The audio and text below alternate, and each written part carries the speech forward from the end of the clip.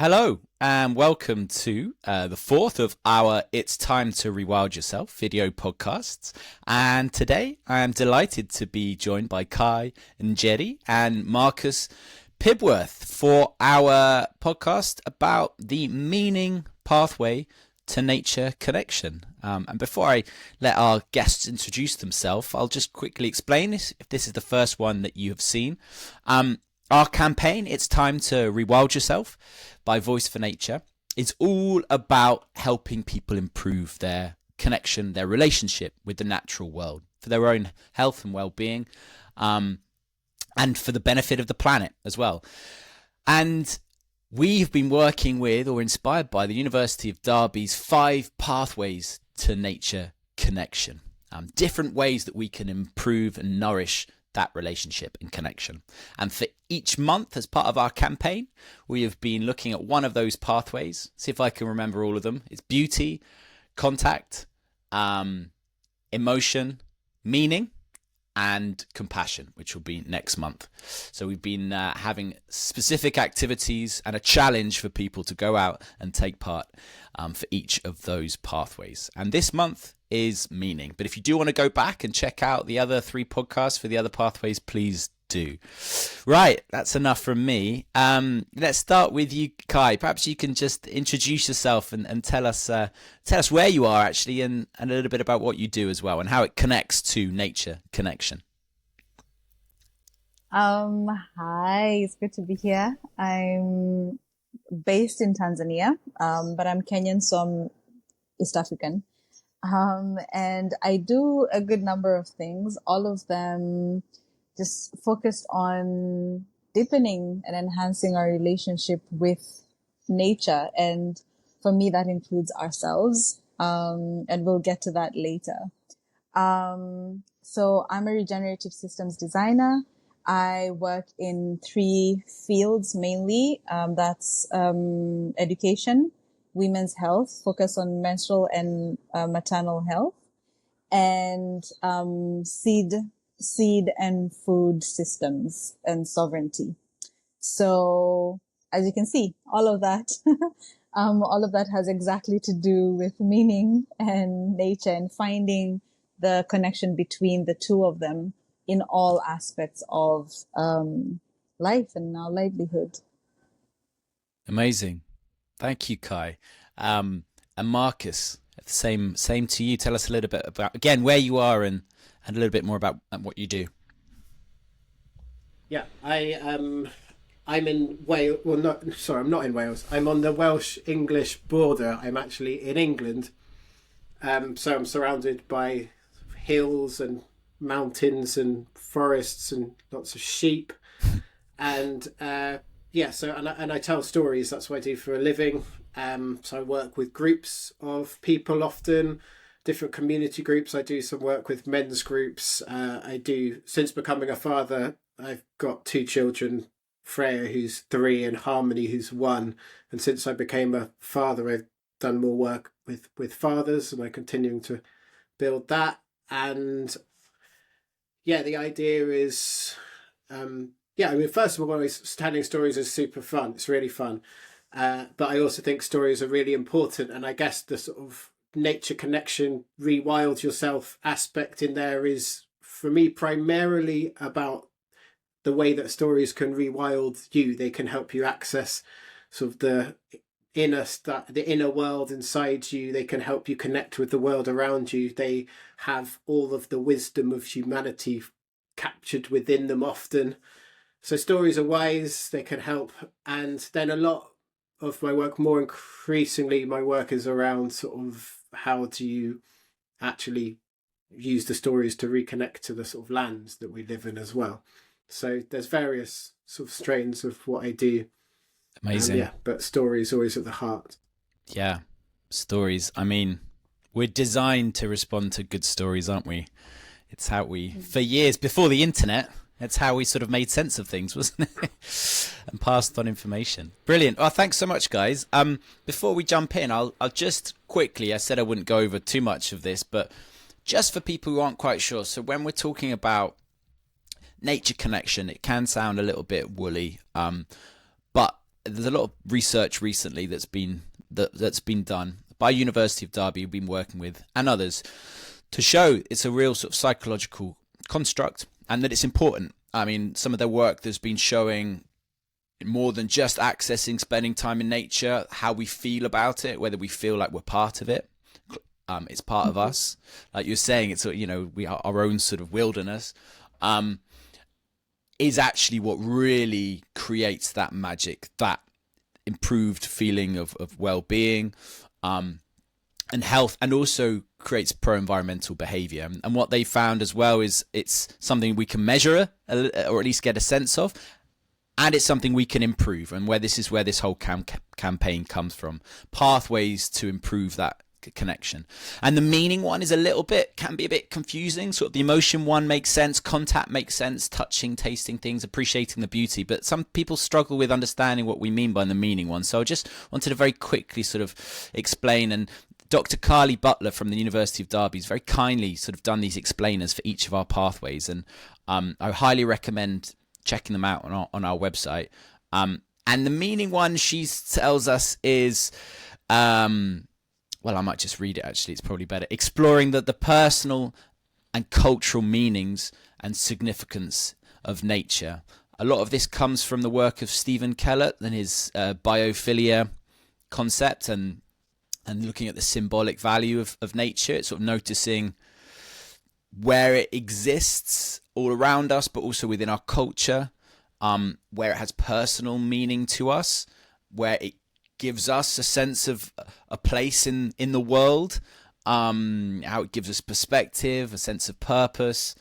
Even in the language that we use, it's metaphors, I don't know, I sometimes struggle to really explain it, but does any of that resonate with you, Marcus and Kai, about that meaning pathway at all?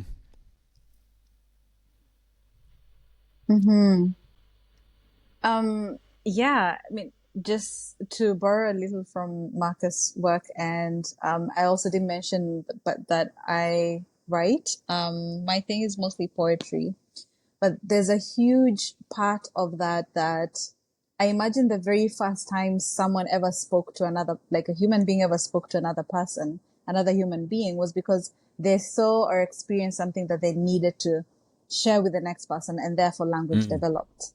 And so they needed to point to something. They needed to share this experience with another person. And then since then, we've been making meaning, out of, we've been creating symbols to point to, ideas, to point to thoughts, to point to things, to point to places, to point to all of it.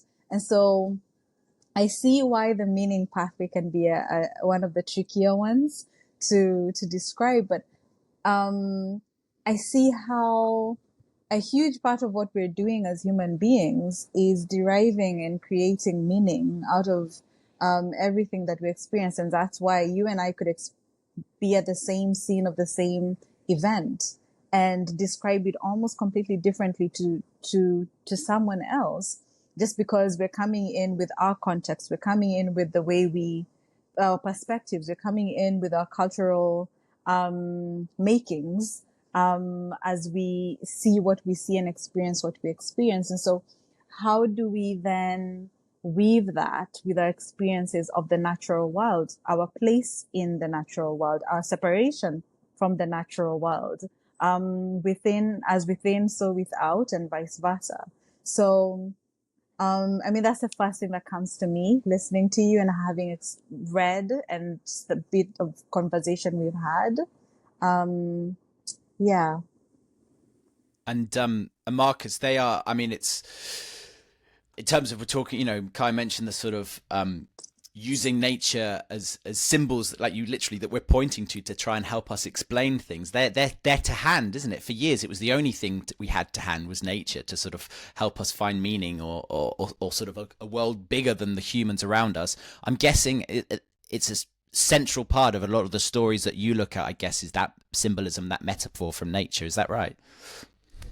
Yeah, no, I totally agree with that. I think, I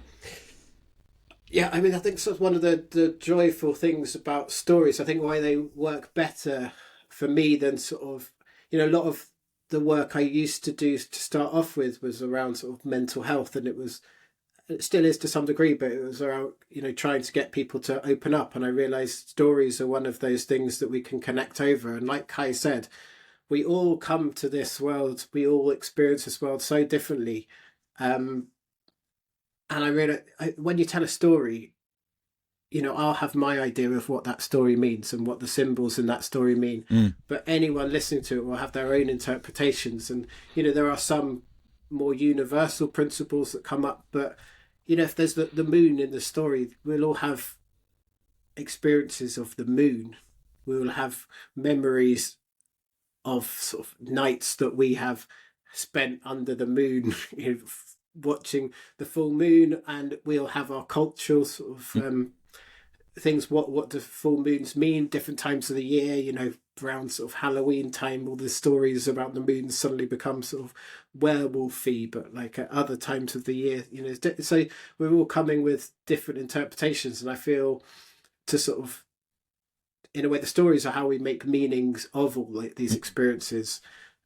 And they hold, they've come down, the good stories, they've come down for how many generations we don't know. And along the way, they take on the meaning of the tellers, the people that pass it on at that point. And so it's also a cumulative sort of meaning that stretches back through sort of generations to ancestors to now. And I think there's really powerful stuff in there. And I think meaning's always at the heart of it. And the different symbols that we take from nature. The different things from different cultures.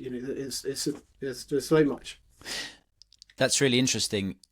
Like that, that there are unifying symbols in nature that we understand and help connect us. But actually, one thing I'm getting as well is it's not about an exact universal language, is it? Like that personal understanding of it and interpretation of it is just as important and it's just as valuable. We don't all have to feel the same way about the moon, as long as we notice it and feel something. And that's something that's missing a little bit. And one of the reasons we're disconnected is we're just not noticing, and it's not as embedded in our day-to-day lives. And I think that's what a lot of the meaning pathway comes down to, is where we're actually it's just there the whole time. We're seeing it. It's woven into our culture, and it's sort of, that's the bit. I mean, there's a really great research that's been done showing use of like nature-based words in literature, and I think and sort of in popular culture, and I think just over time we're just seeing them almost disappear. In fact, I've got a book here, The Lost Spells by Robert McFarlane, and part of that was,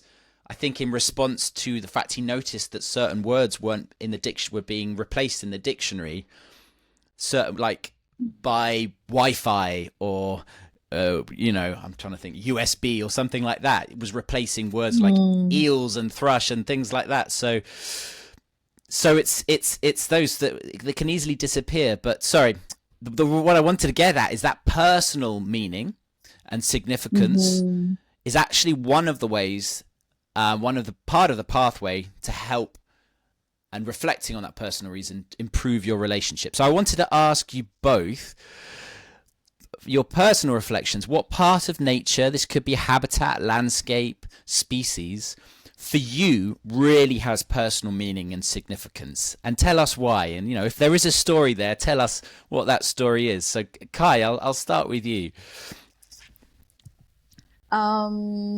It's anytime I've received that question a couple of times since I've been a ReWild Yourself champion. And every single time I'm a little conflicted, because for me it's the forest. But I live right next to the ocean. And so just from the fact that I'm interacting with it on a daily basis, I look at my window and I see, high tide, low tide. Okay, I can hear the waves. It's such a present biome. And I usually would say forest, and I have so many stories. But this time I'll say the ocean, because I have a respect, love, fear relationship with the ocean. And And then I had my son. He's almost 2 now. And when I first took him to the ocean, he was so afraid. His feet touched the water and he just like hung on to me for dear life. And it was such little water, like you'd have to be trying to drown in it. And so we just haven't been going to the ocean as much. But in the last 2 weeks, we've been out to the ocean 3 times. And every single time it's been so dramatic trying to get him out of the water, because he just wants to stay and he loves and he's splashing. And at times I almost feel like the ocean's trying to take him from me, just how much he wants to be in it. And it's been such a beautiful reminder to play. Just watching him be in the water. It's not about in that moment, all the meaning of the ocean right then is play and joy and splashing and making the biggest splashes possible. And that, where I come in with my own stories of fear, I come in with my own stories of, I know what lives in the ocean. I come in with my own stories of, the mangrove and fishermen and all of that. But in that moment, connecting with my son, with the ocean, all of it means joy and play. And so that's been happening. And it's very interesting to witness that, and just the way children can do that as well. And the meaning you derive from the same habitat, the same space, can change, of course, over time based on our experiences. But unless we're noticing it, we miss it. Marcus, what about you? Is there a particular animal, plant, place that really has personal meaning for you?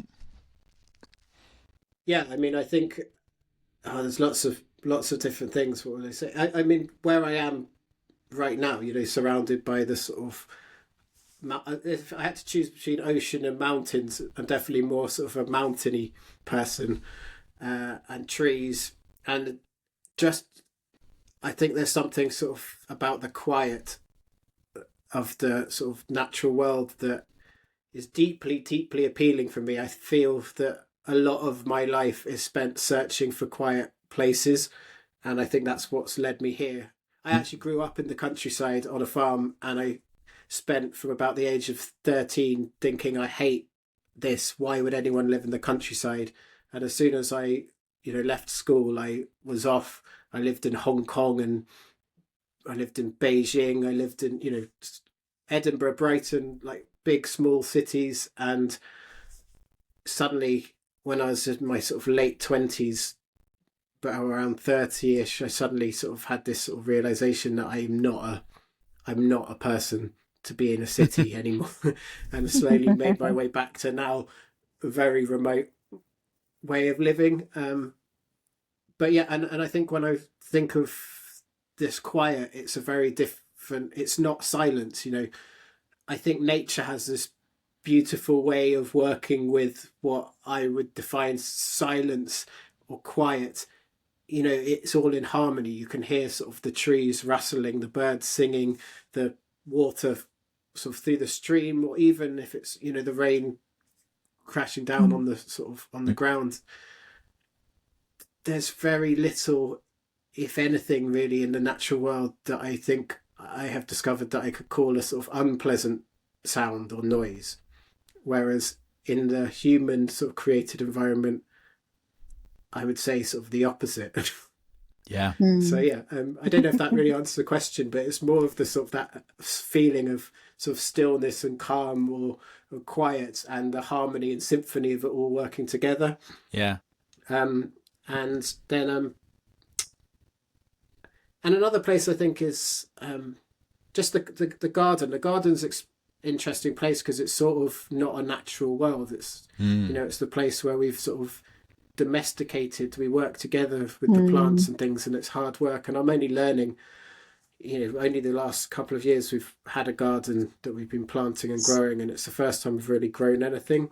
Yeah. And I think there's a lot of learning in there, and a realization. One of the things I want to pass on to my children is sort of just knowing some of the names of the things. I realized a couple of years ago now, but I didn't really know the names of most of the birds in the garden. Yeah. You know, I'm not talking about sort of, you know, obscure birds. I was looking out the window and I was thinking, you know, I could name sort of 3 of those birds. And, you know, now I can name pretty much, you know, most all of the ones I see. But, you know, up until sort of 5 years ago, I don't think I'd have been able to tell you what a chaffinch was, or how to define it, or, you know, very common birds that you see every day in an English garden. This is leading on to a good question, actually, which I hadn't planned on thinking about, but I'd be interested to know, Kai, what you think. This whole sense of, because actually a lot of nature connection is less about knowledge gaps. It's less about knowing more about the natural world. It's about how you feel about it. However, do you feel like knowledge, knowing the names of things, can help us, or do we need that to find meaning in our garden or when we're out and about? How do you feel like you really want to know the names, or do you feel like it doesn't matter, I can still connect with this thing even if just by looking at it, smelling it, touching it? I think what Marcus has described is a similar process to what it's been for me and for a lot of people. But it starts off with the feeling. It starts off with, oh, I love this place. I love how I feel when I'm in the forest. I love how I feel when I'm in the garden. I love how I feel when I'm in the ocean, or, you know, wherever else. And then you spend enough time in that space and you begin to interact today with a bird, tomorrow with the same bird, the next day with the same bird. And you realize, oh, wait, we're spending a lot of time together, but I don't know who you are. I could describe you to a painter if I had to, but what's your name? What have other people found out about you? And then you start to find out about them and you learn their name, you learn what's known about them, and it enhances your ability to observe them. And then now you're adding to the body of knowledge that exists, and it feels even better.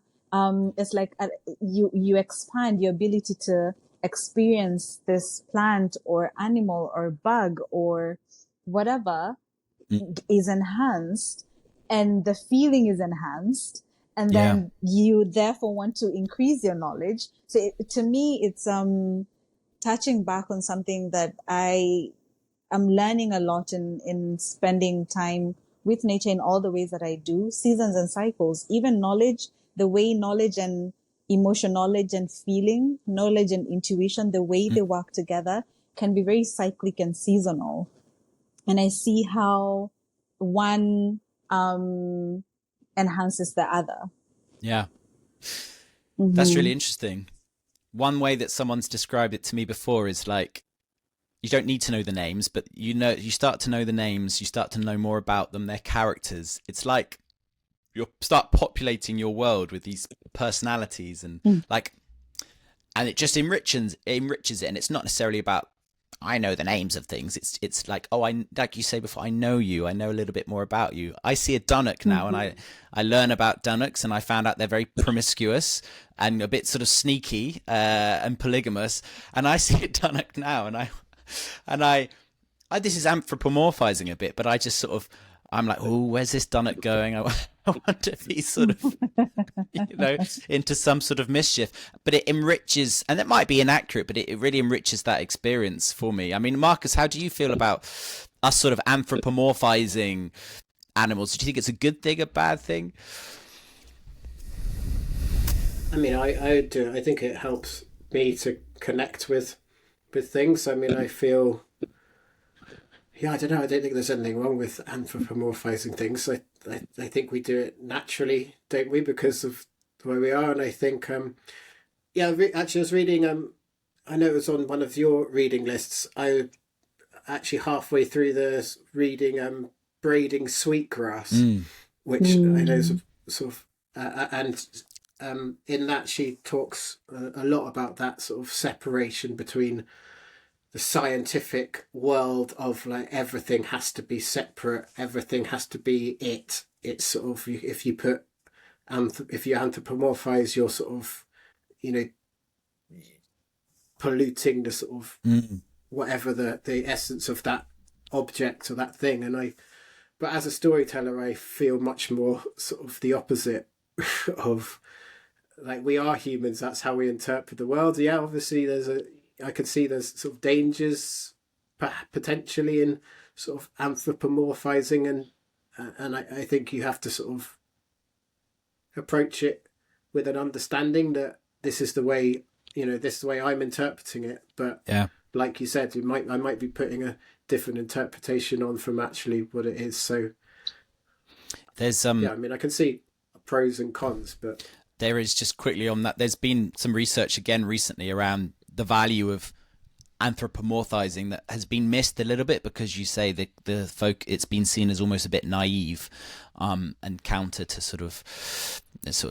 science, but now realizing its value in nature connection, because it does seem quite egocentric, doesn't it, to assume we know what animals are like, but to not even try and imagine with the tools that we have, which is just our own understanding, is to miss that sense of connection. Yeah, I don't know, Kai, if you wanted to come in on any of that, or...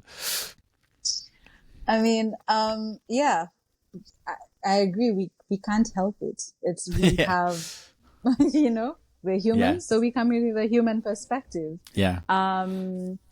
And I think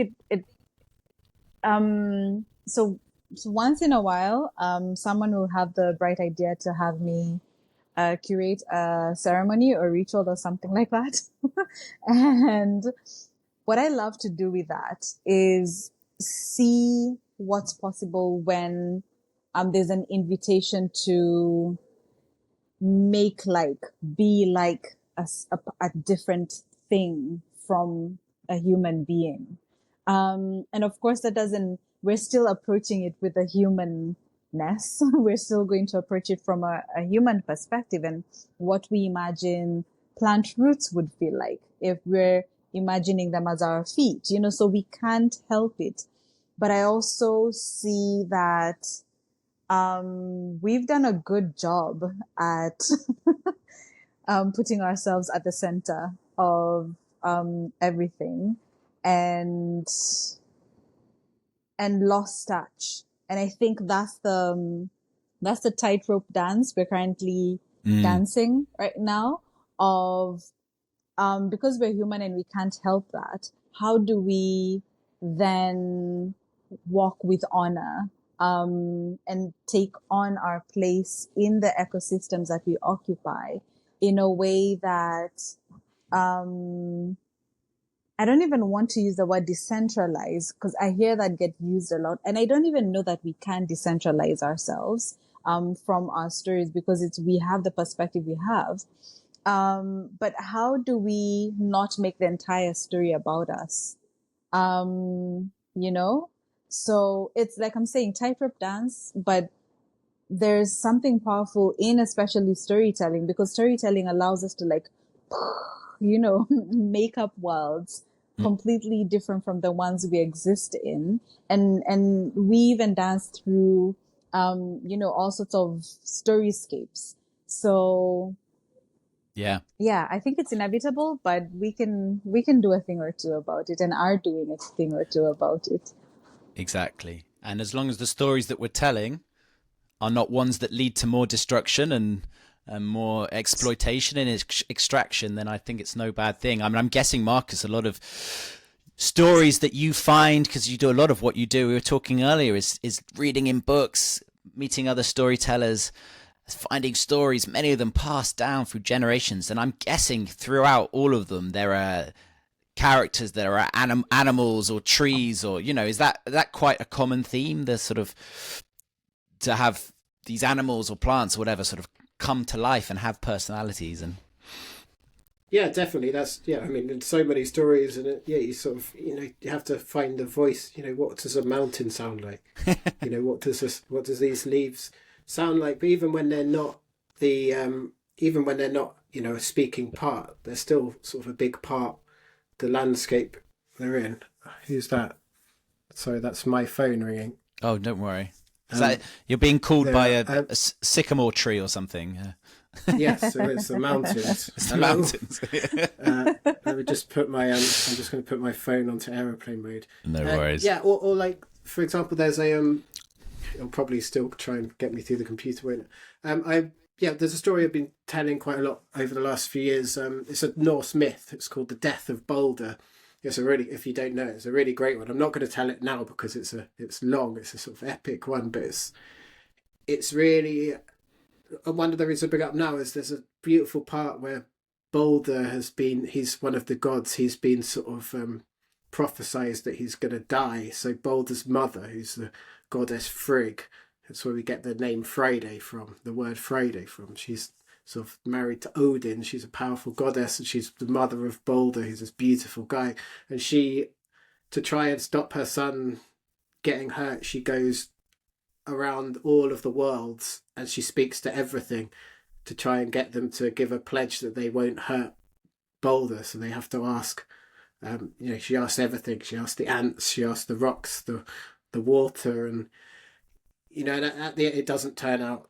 Spoiler: it doesn't turn out well. And there's another bit where she has to go.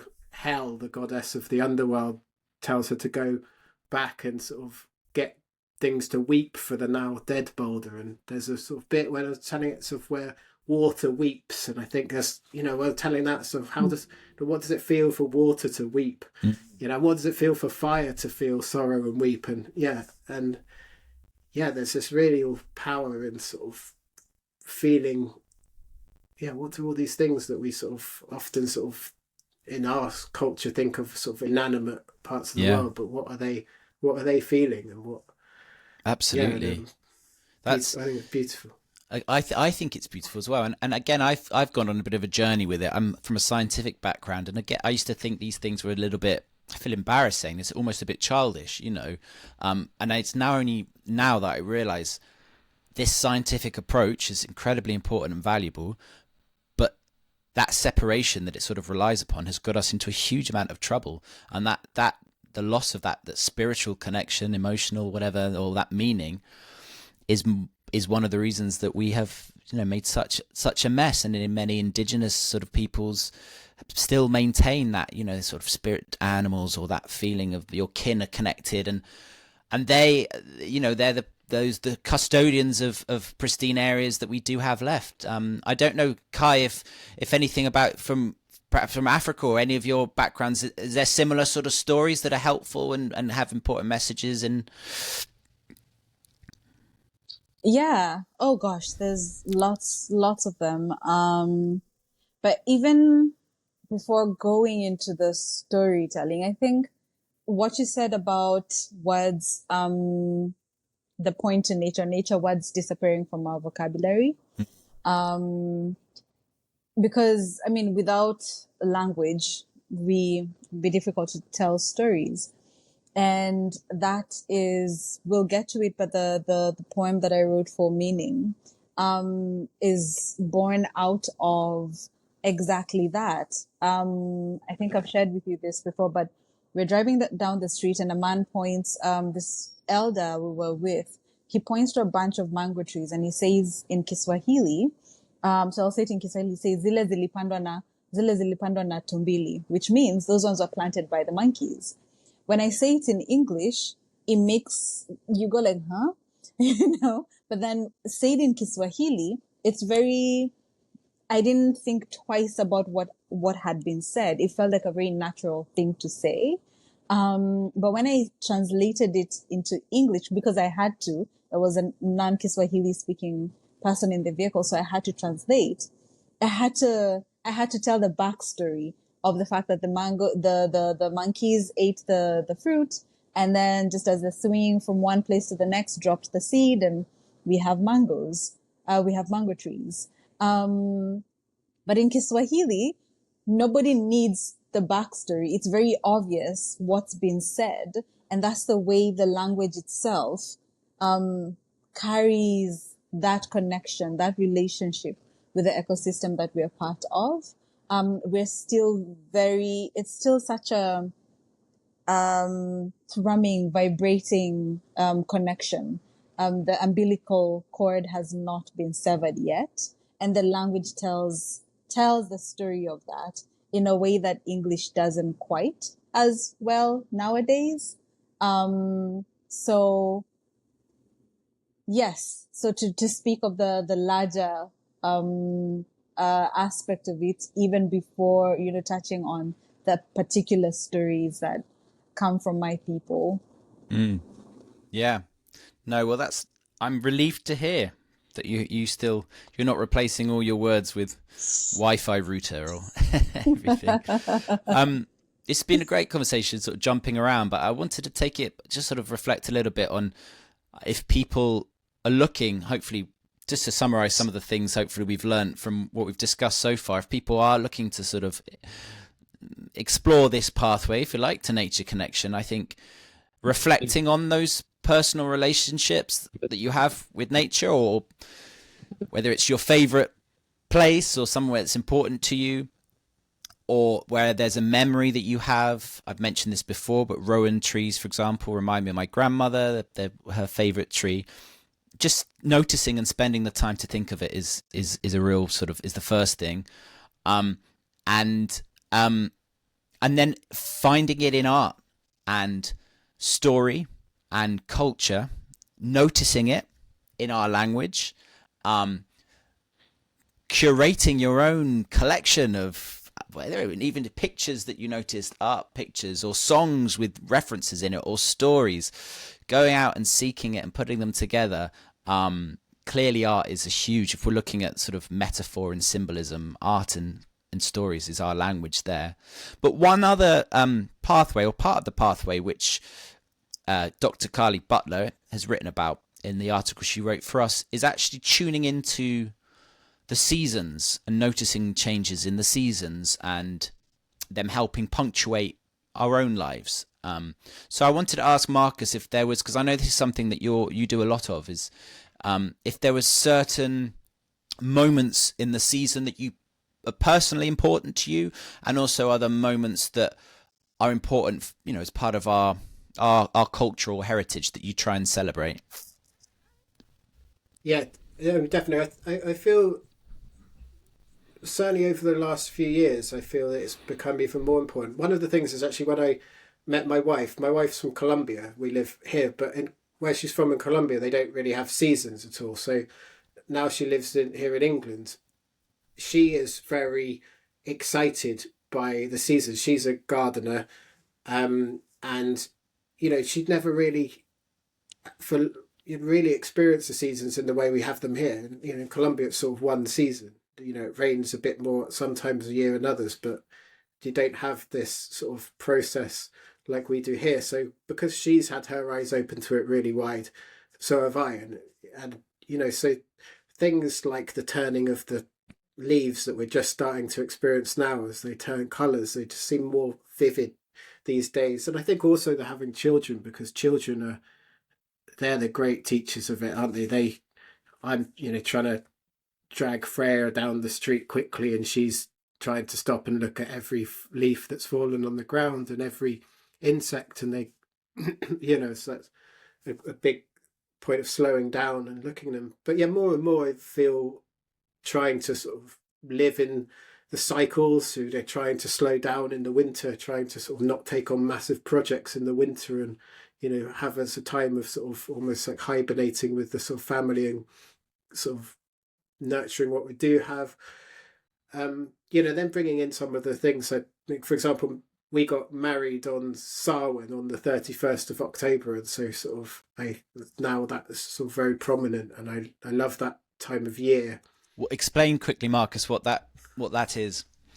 Well, Samhain is essentially, it's the same day, same time of year as Halloween. So what the sort of Western Christian sort of tradition, I guess, has Halloween, and Samhain sort of the sort of older Celtic sort of celebrations from this time of year.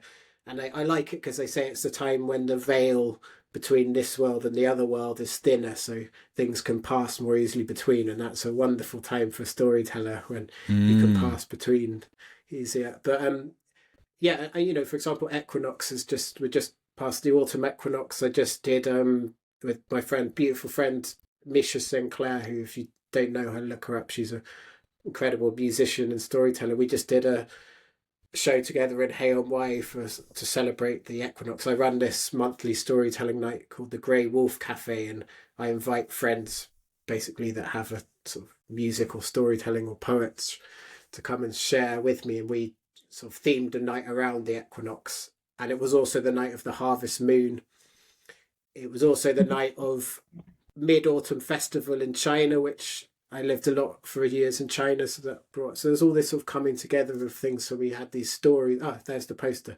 Stories of light and dark, stories of balance, stories of transition. So I think they're really nice sort of points in the year to sort of bring into our lives, especially with the stories, to sort of feel like what is trying to emerge in the world of stories and inside us. And the equinox is a brilliant example because it is that transition between the sort of light and the darkness. But yeah, I mean, every one of those festivals is, I think in our family, we try to mark the solstice, the summer and the winter solstice. A couple of years ago, we took our sort of child when she was 1 year old. I think we took her to the summer equinox at Stonehenge, which was exciting. And we have this complex relationship around Christmas because neither in our house, none of us are Christians, but we all there's a nice time of year for family and to celebrate. And we were trying to sort of, last year we tried to sort of secretly sort of, for my rest of my family that very into Christmas, we were trying to sort of merge winter solstice and Christmas. So we were celebrating winter solstice when they were celebrating Christmas, but it didn't really work because none of the sort of parents or brothers and sisters and extended family were really that interested. They just thought of the weird Marcus and Maria trying to do this strange pagan thing. We appreciate it, Mark. Keep trying. If we can move Christmas and Halloween away from selling things and plastic and stuff, and more towards noticing seasons change and the good stuff, I think we'll be onto a winner. Kai, it's a really good point about Marcus saying his wife, they don't really have seasons in Africa. What are there really obvious or sorry, Africa's massive, where you are in sort of Kenya, Tanzania? Are there marked moments in the season, and are there things that you celebrate and personally or as a wider culture? I'll start by checking my sound. Can you hear me okay? Loud and clear. Awesome. But yeah, we're at the equator. I'm like a few kilometers away from the equator. So wow. We don't really we have the rainy season and the not rainy season. And then it's you have the short rains and the long rains. And of course, like if you're here long enough, you'll notice that there's seasons, but they're not as defined as they are. Yeah. Are there sort of moments during the year that are sort of marked in any way, or even it could be even sort of through the month or in the day? Are there sort of special moments that you look for? Yes. I mean, the rainy season for me is the moment we get those fast rains, and I think it's because I grow stuff.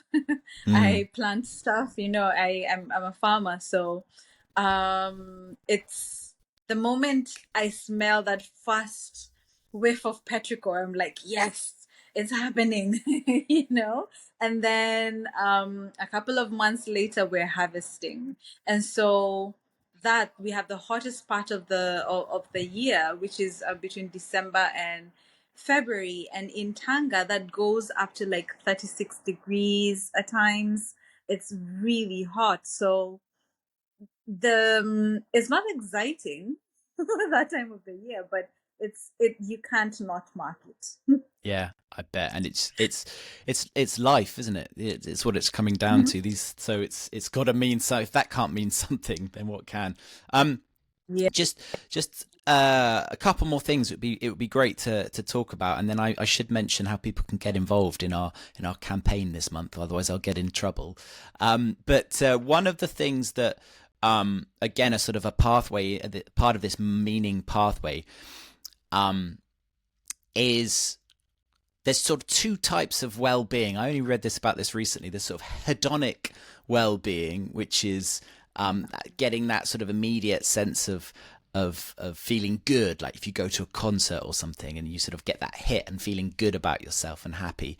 And then there's the eudaimonic well-being, which is that sense of having a purpose and a place in the world and being connected to something bigger. And both are to do with meaning, and nature connection can give us both, but meaning is particularly connected to that second one of having a place, a sense of belonging. And I think that finding meaning in nature is really a good way of doing that, giving us perspective. There's the metaphors helping us understand how to live our lives and feel happy about it. So massive question, Marcus, that I'm going to throw to you, but is there anything that you sort of lesson you get in terms of how to live your life or with meaning and purpose that you sort of find from nature? I mean, definitely. Yeah, I should have. It's a big big question, but yeah. Go. Yeah, I mean, I think you can learn a lot from being outside. I mean, I think particularly in the garden, there's so much you can learn because, you know, things, you have the best intentions of what you want to do, but the sort of plants, they're going to do their own thing. And so it's a lot of working out sort of how you can work together. Sort of, so, you know, if you let the plants just completely do their own thing, you probably, you know, you may not get what the fruits or the vegetables that you desire. But if you completely try and sort of do it on your own schedule, it's not going to work either. So there's a learning from there. But I think just being outside in general helps me anyway realize what's important. And, you know, I think when I spend too much time inside, you know, it can seem like life is about paying bills and, you know, replying to emails and, you know, trying to schedule stuff. And actually, when you're outside, you realize, yeah, like, I mean, that is a part of being human that we've somehow created, but, you know, it's not the most important thing. And and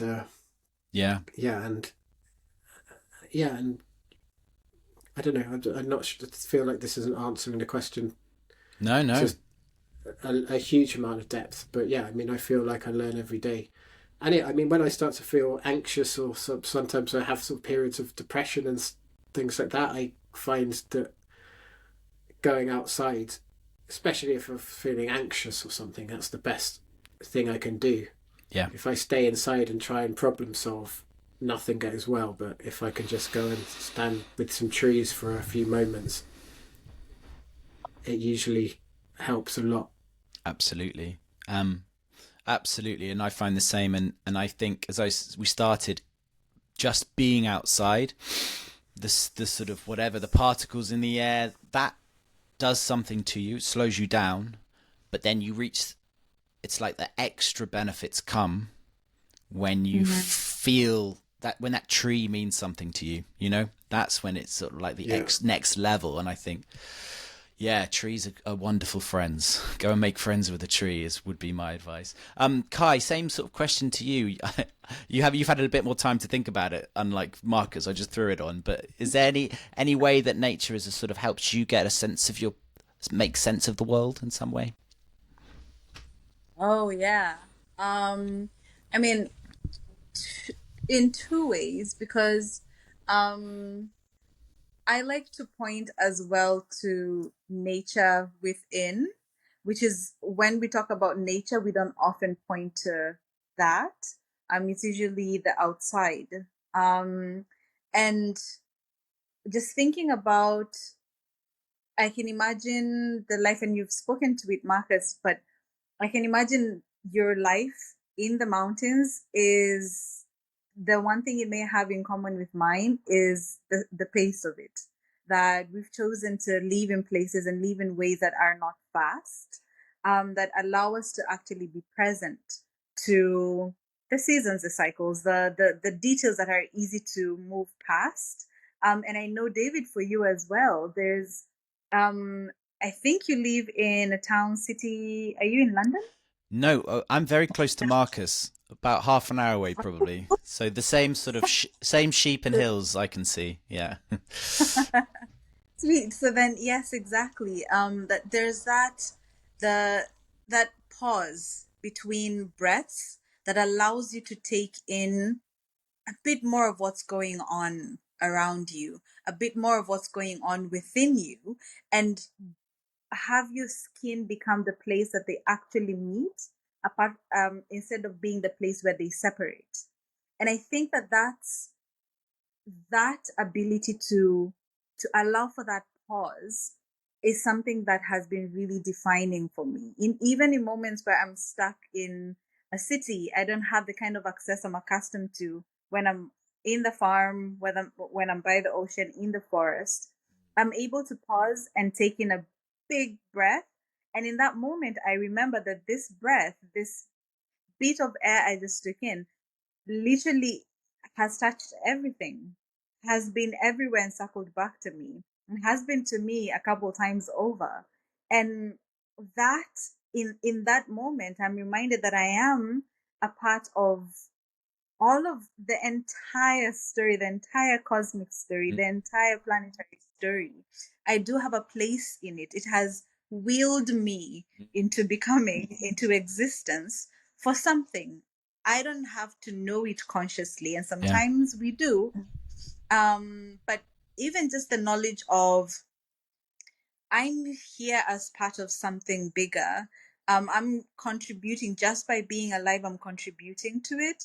And then the next thing becomes, how do I intentionally make the best contributions possible? And so that has been my play and dance with meaning and nature within and without. That's great. Yeah.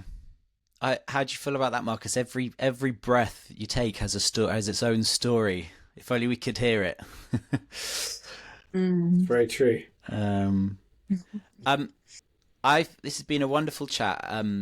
I've got one more question. Well, I'd love to finish if it's okay, Kai, on your. Would you be able to read your poem for us, maybe as a sort of final thing? I would love that. Excellent.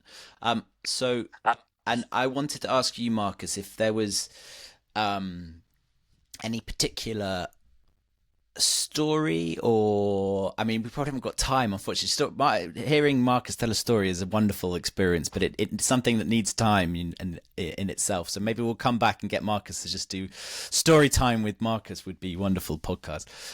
But is there any particular stories that you would recommend people sort of, or a place you can find stories, especially around sort of a nature and nature connection? I think more and more there's, I'm trying to think if I can think of a particular example, but I think there's lots of books that I can think, more recently there's been quite a lot of books around sort of the storytelling and the seasons and sort of botanical folk tales and those sort of things, which I should have come prepared with a list of some of them, but not at all. I spend a lot of time looking in lots of books and just finding them and bringing them together. Maybe one day I should release a collection of them. But yeah, no, Absolutely. I've got, but like I said, I've got some stories, but I think they'll probably be too long to tell now. Yeah. Have you got a short one? I can try. I mean, okay. I can try, but I won't tell it in its full version, let's say. But there's one that came to mind. It's one of the first stories I actually learned to tell. It I have one of my storytelling mentors. He's called Roy Gallor. He works at this place called Emerson College in East Sussex. He told me this story, and it's there's a how does it start? There's basically there's a bird, and the bird spreads its wings, and as it spreads its wings, it flies, and the rains come, and all the people, they recognize this bird, and they praise the bird. They sing to the bird. They give it offerings. They tell stories about the bird. But after a bit of time, everything, people are busy, so they give the job to sort of the holy people to sing the songs and sing the praises and give offerings to the bird, and the people get on with their life, and once or twice a year they'll come in a celebration with the holy people and they'll celebrate the bird. But time also moves on again, and soon the people, the holy people think that there's the bird's not connected with the rain, there's more important things to do. So it eventually becomes it's only the children that are really remembering this bird, and they're singing songs and playing games and sharing stories about the bird. But even that time moves on, and the parents say to them, stop these silly things, the bird's not connected to the rain. And while it's being remembered by these people, it spreads its wings and flies and the rains come. But there comes a point where even the children stop remembering the bird and the rain. And for the first time ever, the bird sits in a tree and doesn't spread its wings, and the rains don't come. And so the people, to start off with, it's a couple of days, a few weeks. They think the rains are going to come, and then it turns into a few months, turns into a year, and there's drought and famine, and people don't know what to do. They're starving, and there's one little girl who she went into the forest looking for a puddle or maybe a berry that someone hadn't picked. She's so hungry, and she saw at the top of this tree this really sickly, pale bird, but she's a child and she noticed it, and to her this was wonderful, amazing. So she went back to her parents and she asked her mother, can I have a bit of bread to give to the bird? And the mum said, of course I'm not going to give you any bread, we're starving. I'm not going to waste some bread on a bird. She said, please. And if you've got children, you know what this like. Eventually she says, fine, take a piece, and gives her a small bit of bread. And so she went back into the forest and left this bit of bread at the bottom of the tree, and as she's coming out of the forest she sees that bird sort of flying above, and it starts to drizzle, and she knows that it's connected. So she runs back home and she says, please can I have some more bread, because that caused the rain. And they say, don't be stupid, the bird's nothing to do with the rain. But eventually the mother gives her another piece, and she goes back and gives the bird that as an offering, and she sees the bird flying with its wings out, and it's raining a bit harder. Next day she goes to her parents the third time, and her dad says, come on, look, I've had enough of this, show me where this bird is. And the girl's really excited, and she sort of doesn't really pay attention to her dad. She just knows her dad's going to follow her, so she runs out with her dad following to this tree, and she says, look, there's the bird. And what she hasn't thought about, her dad's a hunter, and her dad on the way out had grabbed his rifle, and he points it up and says, I'm not wasting any more food on that, and shoots the bird out the tree. And the girl's horrified, but as the bird hits the ground, everything shakes and the trees begin to fall down, and in the village the houses begin to collapse and the people begin to fall down dead. Her father drops dead, until it's only this little girl surrounded by desolation. And she runs home, and she's walking through all this terror and horror, rubble and fallen trees and bodies, and she gets back to where her house had been, and she sits there and she's crying. And as she's crying, a tear drops down into the dust, and she's where her bedroom used to be, she thinks. And then she finds an instrument on the floor, say a flute. She picks it up and it's undamaged, and she puts it to her mouth and she begins to play. And as she plays, the music swells around, and it travels over all the sort of bodies and fallen trees and rubble until it gets back. And as it circles around the bird begins to move, and the bird sort of flies. It comes back to life. The music brings it to life, and it raises its wings. And as the bird flies up and raises its wings, all the trees stand back up, and the houses stand back up, and the people stand back up, and finally the father stands back up, and everything's alive. And all the people sort of rub their eyes and think, what's this? And then they see that bird flying and the rain's falling, and at that moment they realised that the bird is connected with the rain, and the most important thing they can do is remember the bird. And so they from that day on, they celebrate the bird, they give offerings to the bird, they sing songs to the bird, and they tell stories about the bird. And it's, I just really rattled through that story. That's basically the outline of the story. And I think it's a beautiful one. I think it's beautiful. I think I think it's perfect as well for everything we've discussed. We probably could have talked for another hour, but sometimes a story, we don't need to explain that one, do we? Like, that's exactly what we're talking about. That was wonderful. Thank you, Marcus. Did you enjoy that, Kai? Yes, so much. I want the full story. Yeah, Thank you me so too. much. We'll get Marcus to record the full release. And I know we've been talking for a while now, but Kai, would you finish? What I'm going to do is I'll quickly do the bit that I meant to do, and then we'll have your poem, and then we'll say goodbye to each other, and maybe we'll go for a nice walk somewhere. But I just so basically, if people want to find out more, please go to our website. And this month, as part of our It's Time to Rewild Yourself challenge, we're asking people to create their own artwork, nature art, about a piece of, similar to the first question we had, a species, a plant, an animal, fungi, whatever it might be, microbe, or a memory that means something to you, that's important to you, has significance to you. It could be related to someone you know. It could be just makes you feel a certain way, and your artwork can be in any form you want. It could be in natural art, it could be a drawing, whatever. Send your pictures, go to our website and submit them, and we're exploring that connection and what art means to us. And if you need inspiration, we've got various examples from artist Mar Estrellas, explaining, giving you some tips on how you can start to think about what nature means to you. We've also got wonderful tips from Tatiana Lopez, another one of our champions. And if that hasn't quite got you in the mood, we have Kai collaborated with the wonderful artist Guillermo Flores. She wrote an incredible poem, which he has then interpreted into this glorious piece of sort of magical realism and art. And I'm delighted to have Kai read it for us now. Thank you. I will have to. Yes, thank you. I was just going to ask.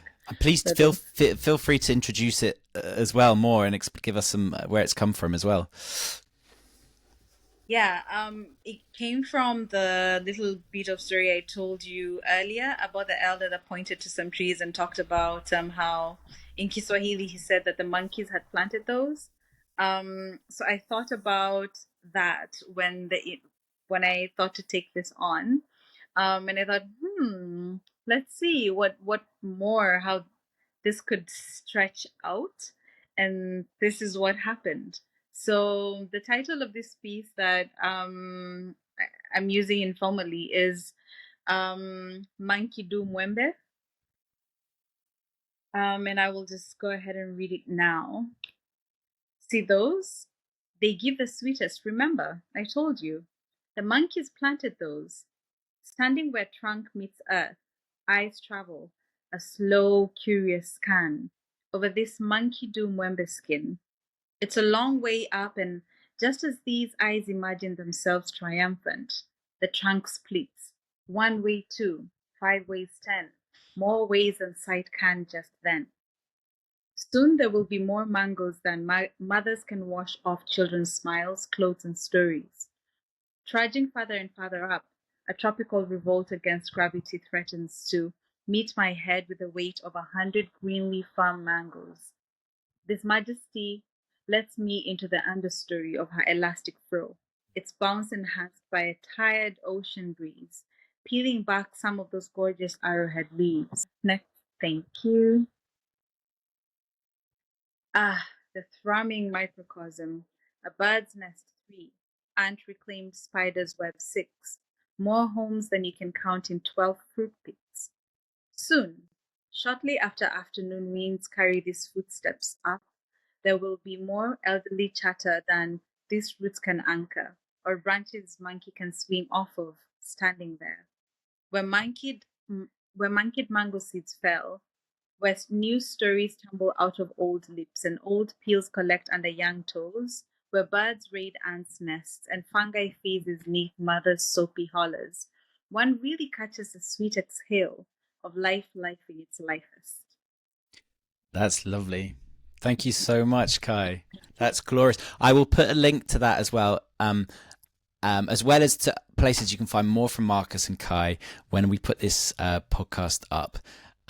Thank you. What a lovely way to finish off with that poem. I was transported. I can almost taste the mangoes and see those monkeys. Yeah, thank you so much, guys. I don't know if there was any final thoughts or you wanted to pass on before we leave. Any single tip you've got for people? Any recommendations? All I would really say is that if people are in this sort of area, West Herefordshire, or want to come, we've got this lovely place that we're trying to, establish as a place where people can come and work on creative projects, run retreats, all in connection with sort of creativity and the land. So feel free to contact me around that. And yeah, Brilliant. Hopefully I'll see you somewhere else telling stories around the fire or somewhere in the near future. Absolutely. And we'll make sure we put details of that, Marcus, because I think it's such a wonderful idea. Kai, any final reflections or thoughts from you? Yeah, just pause, breathe, and you will remember. In that moment, you will remember, and then do it again and again and again. Yeah, it's a practice. There's not one simple trick. We need to do it every day, don't we? Wonderful. Thank you so much, Marcus and Kai. I'll stop the recording now and hope you enjoy the rest of your day. Thank you both.